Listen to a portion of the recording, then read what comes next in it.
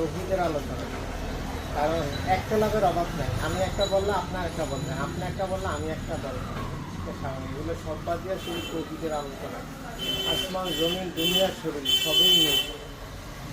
এক সময় এগুলো বাদ দিয়া একেবারে বলছে লা মাদুদা ইল্লাল্লাহ, আল্লাহ পাকের অস্তিত্ব ছাড়া কোনো অস্তিত্ব নেই, আল্লাহ পাকেরই অস্তিত্ব। এখন নজরে যে আমি দেখি কত কিছুর অস্তিত্ব, আল্লাহ ছাড়া সব কিছুই দেখি, কিন্তু আল্লাহরে দেখি না।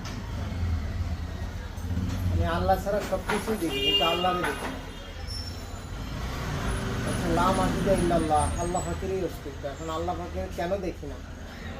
আল্লাহ পাকে যে কোন জায়গায় নাকি একটা চশমা আছে, চশমা দিলে আপনি বড় বড় সাপ দেখা যায়, নদী দেখা যায়। কোন পার্কে নাকি জানি কোথায় জাদুঘর কোন এলাকায়।